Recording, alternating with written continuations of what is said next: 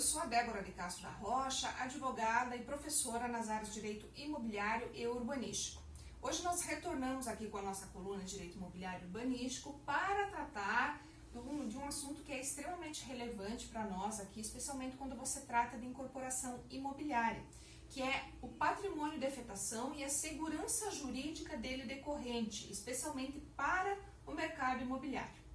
Aí você pode pensar, tá, e como que isso acontece? Qual é a relação desse patrimônio de afetação com a incorporação imobiliária? Para a gente visualizar facilmente aqui esse tema, nós vamos tratar especificamente ali do imóvel na planta. Quando eu, por exemplo, pretendo adquirir o imóvel na planta, por certo que eu vou ter todo um trâmite negocial que envolve inclusive o contrato, onde estarão especificadas ali todas as questões que envolvem aquele negócio, prazo de entrega, valores, enfim, todas essas questões. Mas o contrato por si só, ele não é capaz de resguardar, por exemplo, aí a possibilidade de que este incorporador venha a fracassar nesse negócio, que ele se torne insolvente, e diante dessa insolvência, que possa resguardar este consumidor, esse adquirente. Então, o contrato não é suficiente. Por isso que, quando a gente fala do patrimônio de afetação, a gente traz justamente essa importância desse patrimônio e a instituição dele por si só pelo incorporador, porque ele não atribui apenas segurança para o adquirente, mas também para o incorporador. Primeiramente, se você olhar pelo viés do adquirente, por obviedade que é de extrema relevância, porque nesse ponto, aquilo que eu falei lá atrás ali do contrato, que ele não garante todas as situações, inclusive em relação à insolvência, o patrimônio de afetação já ao contrário faz isso. Ele consegue dar essa segurança para esse adquirente porque, de alguma maneira, em alguma medida, ele vai ter a satisfação desse direito. Seja em caso, por exemplo, dessa insolvência, poder se investir na condição, então, de administrador dessa incorporação, através de uma assembleia, na qual se deliberará como se dará o prosseguimento ou não desta obra, e também ser aí, de alguma maneira, ressarcido, ter a sua restituição. E na outra ponta, já o incorporador também vai ter uma garantia no sentido de que, implementando então o patrimônio de afetação, ele vai inspirar confiança no mercado, seja neste empreendimento, seja em outros que ele vier aí a executar. E claro que, quando você fala de incorporação imobiliária, via de regra, muitos incorporadores acabam tendo vários empreendimentos em paralelo. Ou seja, eu não tenho apenas um, eu tenho vários. E quando eu crio esses empreendimentos, eu os crio através de sociedades de propósito específico, que se destinam justamente à administração de um empreendimento.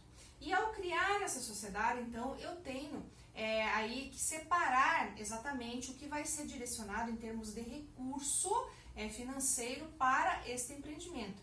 E nisso, ao instituir então o patrimônio de afetação, eu já tenho muito bem definido o que vai ser destinado. Claro que a sociedade de propósito específico, por si só, ela é justamente uma determinante, ela já é uma divisão, uma separação dos demais empreendimentos, mas também tem a questão contábil, que acaba também sendo aí o calcanhar de Aquiles e também dá aí essa separação, essa divisão aí patrimonial.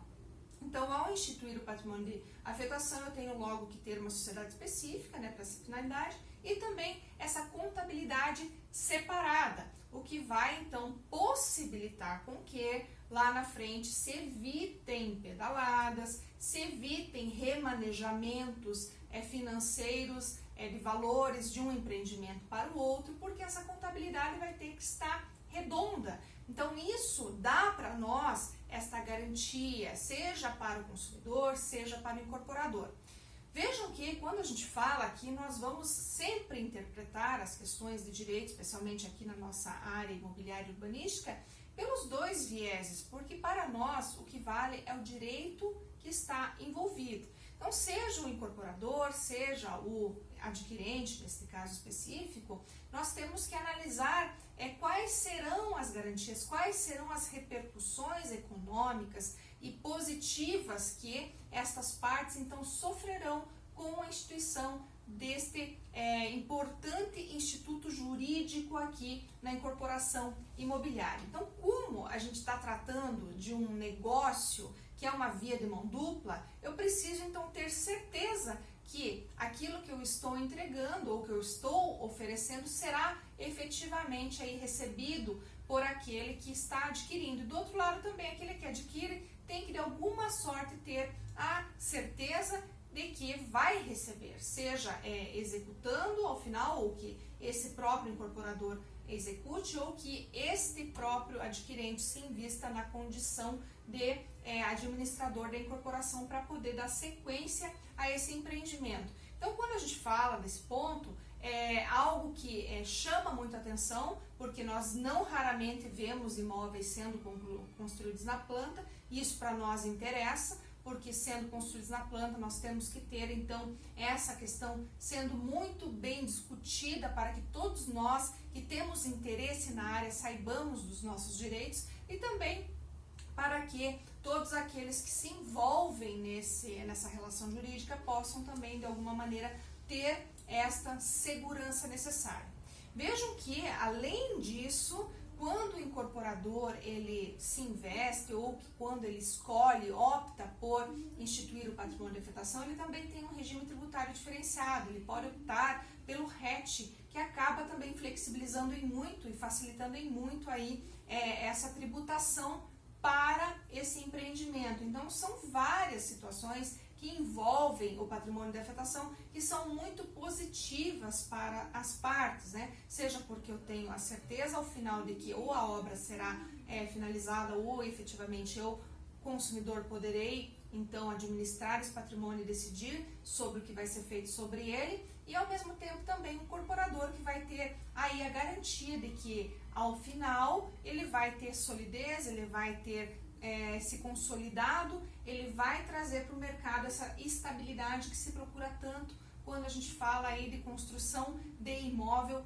na planta. Então, para nós aqui, vale também ainda uma última questão que é de suma importância para não haver nenhum tipo de confusão, no sentido de que, primeiro, o incorporador ele não é obrigado a instituir o patrimônio de afetação. Ele faz, na verdade, se ele quiser, é uma liberalidade dele. Então, se ele quiser fazer, ele faz para ter justamente essa contrapartida que é essa consolidação, essa visão, essa visibilidade do mercado muito positiva. Por outro lado, também, quando ele institui o patrimônio de afetação, não há certeza de que ele vai efetivamente entregar as obras. Isso não é, na verdade, o escopo. O escopo é que, se ele não entregar, o adquirente, os adquirentes, essa massa toda poderá se reunir ali através de uma assembleia, constituindo então aí essas questões todas que servirão para dar prosseguimento ou então obter aí a satisfação de alguma sorte desse direito que está sendo perseguido por esses adquirentes. Então, pessoal, considerando que eram estas as questões que eu tinha para trazer hoje para vocês sobre o direito imobiliário e urbanístico, me despeço esperando vê-los na próxima semana. Um grande abraço e até lá!